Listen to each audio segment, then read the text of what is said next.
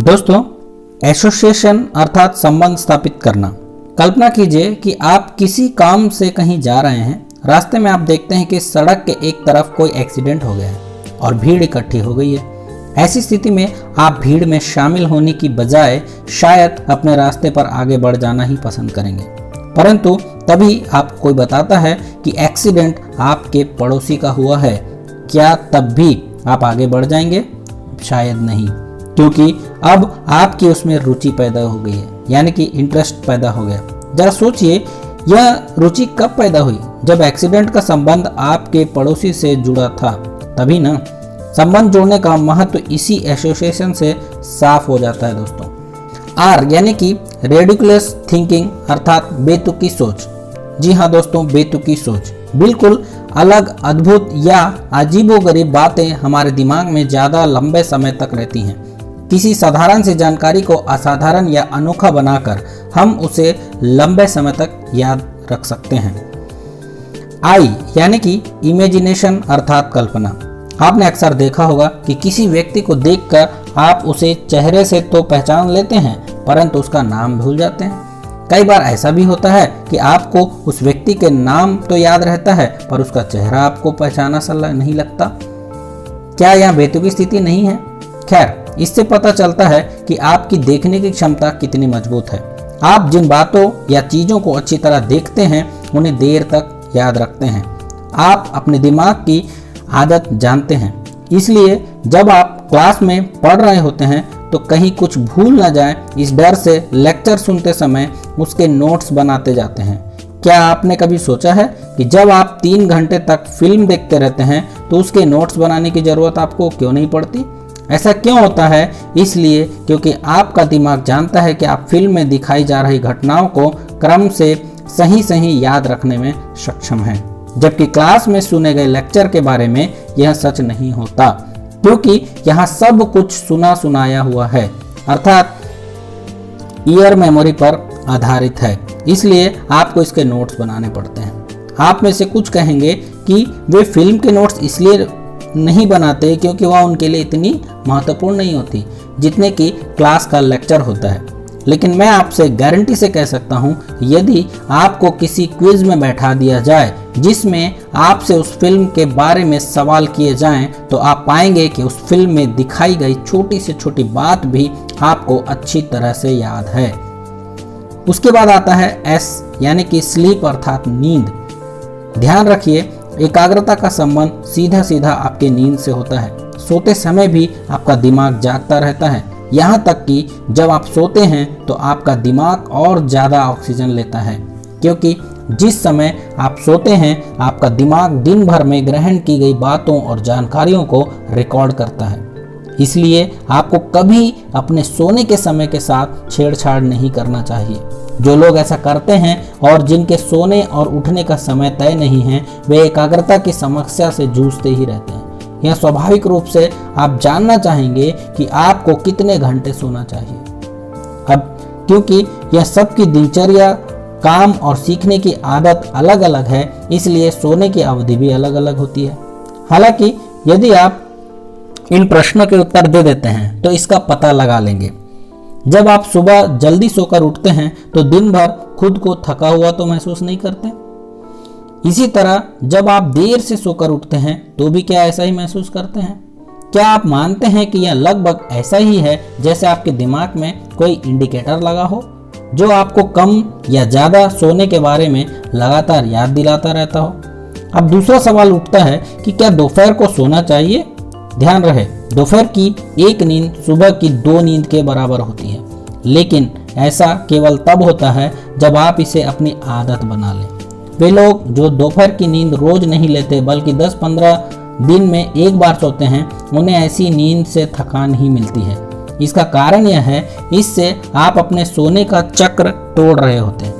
परीक्षाओं के समय जो छात्र अपने सोने का समय घटा देते हैं, उन्हें इसी तरह की समस्या से दो चार होना पड़ता है। एक और महत्वपूर्ण बात यह है, हमारा दिमाग पहली और आखिरी बात को बड़े प्रभावशाली ढंग से याद रखता है। इसलिए हमेशा यह कोशिश कीजिए कि दिन भर में पढ़ी गई बातें सोने के 1 घंटा पहले ही दोहराएं और सुबह उठने के बाद 1 घंटे तक कोई नया टॉपिक ही आपको पढ़ना है।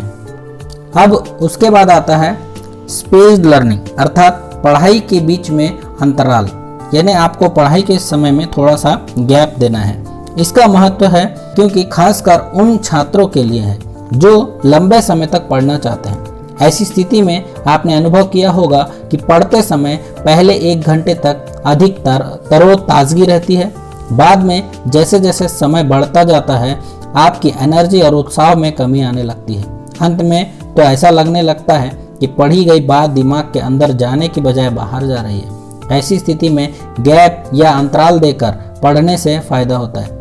वैज्ञानिकों का कहना है कि प्रत्येक 50 मिनट बाद भूलने का चक्र शुरू हो जाता है। इसलिए यदि आप कई घंटे तक पढ़ना चाहते हैं तो हर 50 मिनट बाद खुद को 10 मिनट का अंतराल जरूर दें, यानी गैप जरूर दें। यहाँ यह ध्यान रखना जरूरी है कि इस 10 मिनट में आप पढ़ाई या इससे जुड़ी कोई बात ना सोचें।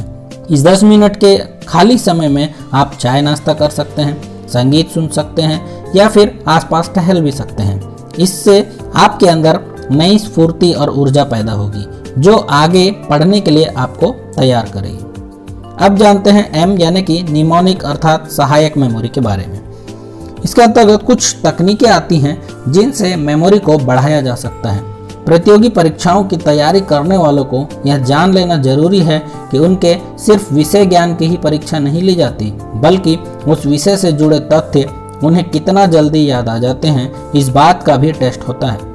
ऐसे परीक्षाओं में सफलता इस बात पर निर्भर करती है कि आप कितने कम समय में कितने अधिक से अधिक तथ्यों को प्रस्तुत कर सकते हैं। इस प्रकार की प्रतियोगी परीक्षाओं में अधिकतर छात्रों के साथ यह समस्या रहती है कि जवाब आते हुए भी वे अधिकांश प्रयोगों के उत्तर निर्धारित समय में नहीं दे पाते हैं। आंकड़े इस बात को बताते हैं कि इस तरह की परीक्षाओं के टॉपर भी 60% अंक ही ला पाते हैं। 2 या 3 सालों की मेहनत के बाद आप विषय से संबंधित ढेर सारी जानकारी प्राप्त तो कर लेते हैं, लेकिन इसके साथ साथ परीक्षा में ये जानकारी समय पर और तेजी से याद आ जाए। क्या आप इसके लिए कोई मेमोरी टेक्निक सीखते हैं? क्या आप ऐसी कोई टेक्निक जानते हैं या आपने कभी ऐसी टेक्निक का सहारा लिया है? यदि आप ऐसी किसी प्रतियोगी परीक्षा की तैयारी कर रहे हैं या उसकी तैयारी करने की योजना बना रहे हैं तो इस तरह की टेक्निक की आपको बहुत ज़रूरत है दोस्तों, और इसमें निमोनिक आपकी काफ़ी मदद करेगा। क्या आपने कभी ध्यान दिया है कि परीक्षा के समय किसी प्रश्न का उत्तर जब बार बार ध्यान करने के बाद भी याद नहीं आता तो बेचैनी सी महसूस होती है? इस तरह बहुत प्रयास करने के बावजूद दिमाग में फालतू के विचार आने बंद नहीं होते, तब भी काफ़ी परेशानी महसूस होती है।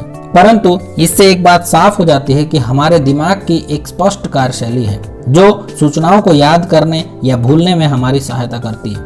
यहाँ पर कुछ उदाहरण से समझना है हमें कि क्या कभी आपके साथ ऐसा हुआ है कि आपको कोई जाना पहचाना व्यक्ति मिला लेकिन उसका नाम आपको याद नहीं आ रहा। आप बार बार खुद से पूछते हैं कि आखिर आप उस व्यक्ति से कहाँ मिले थे। उसके बाद लगातार यह प्रक्रिया चलती रहती है, तब भी आपको याद नहीं आता। तो आप यह मान बैठते हैं कि आपको यह सूचना याद नहीं है, आप उसे भूल चुके हैं और इसके साथ ही आप उसके बारे में सोचना बंद कर देते हैं। परंतु अचानक एक दिन आपको याद आता है कि अरे हाँ, उसे मैंने शिमला में देखा था। यदि ऐसा है तो यह बात निश्चित है कि यह सूचना आपके दिमाग में कहीं न कहीं थी और आप पूछ सकते हैं कि आखिर जब यह जानकारी दिमाग में थी तो उस समय क्यों याद नहीं आई। दरअसल हमारे दिमाग को किसी भी जानकारी को याद करने के लिए एक निश्चित संकेत की जरूरत होती है और जब तक यह संकेत नहीं मिलता तब तक हमारा दिमाग उसकी प्रतीक्षा करता रहता है। संकेत मिलते ही संबंधित जानकारी स्वतः सामने आ जाती है। इस प्रकार हम कह सकते हैं कि हमारा दिमाग भी बिल्कुल कंप्यूटर की तरह कार्य करता है। कंप्यूटर की तरह ही इसमें कोई सूचना सुरक्षित रखने और उसे समाप्त करने के लिए अलग अलग कमांड्स की जरूरत होती है। यदि आप दिमाग के काम करने के ढंग के बारे में समझ सकेंगे तो आपका कार्य अधिक सरल और सुविधाजनक हो सकता है। इन उदाहरणों को आप ध्यान से सुनिए, हो सकता है या कोई लाइफ से जुड़े हों और आपके साथ भी कभी ऐसा हुआ हो। क्या कभी आपके साथ ऐसा हुआ है कि आपने 12 बजे रात तक पढ़ाई की और उसके बाद घड़ी में 5 बजे का अलार्म लगाकर इस उम्मीद से सो गए कि अलार्म बजते ही उठ जाऊंगा और पढ़ना शुरू कर दूंगा, लेकिन सुबह जब अलार्म बजने लगा तो आपने यह सोचकर उसे बंद कर दिया कि थोड़ी देर और सो लूं। पढ़ाई तो बाद में भी की जा सकती है। ऐसा क्यों होता है? रात को आपके विचार कुछ और थे, सुबह वे विचार बदल गए। इसका अर्थ यह है कि आपके दिमाग में ऐसा कुछ है जो आपके विचारों को संचालित और नियंत्रित करता है। अब आप जानना चाहेंगे कि आखिर यह चीज क्या है। यह सब आप निमोनिक के माध्यम से समझ सकते हैं। इसकी सहायता से आप दिमाग की कार्यशैली के बारे में जान सकेंगे, जो आपके संपूर्ण जीवन को नियंत्रित करने में सहायता करेगी। हमेशा याद रखिए कि आपके खुश होने, दुखी होने, गुस्सा होने, रोने, हंसने, चिंता करने, निराश होने आदि में आपकी मेमोरी का खास योगदान रहता है। मेमोरी पावर के बिना ऐसी किसी भावना का अस्तित्व नहीं हो सकता। यदि इस समय आप दुखी या चिंतित हैं, तो इसका मतलब है कि आपका दिमाग किसी ऐसे विचार पर काम कर रहा है जिसका संबंध चिंता या दुख से हो रहा है। अब यदि आप उस विचार को दिमाग से निकाल दें तो आपकी चिंता या दुख दूर हो सकते हैं। इसलिए इससे यह बात साफ हो जाती है कि आपके विचार, आपकी भावनाएं और आपके कार्य सभी आपकी मेमोरी द्वारा संचालित और नियंत्रित होते हैं। अब क्या आप नहीं चाहेंगे कि आप विश्व की निमोनिक तकनीकों का इस्तेमाल कर अपने जीवन को बेहतर बनाएं? स्कूल कॉलेजों में इस प्रकार की तकनीक की जानकारी नहीं दी जाती है। इस कारण आप स्थिति पर नियंत्रण नहीं रख पाते, बल्कि स्थितियां आपको नियंत्रित करती रहती हैं। कहने का अर्थ है दोस्तों कि आपने मन में कार्य की सफलता के प्रति विश्वास होना बहुत जरूरी है।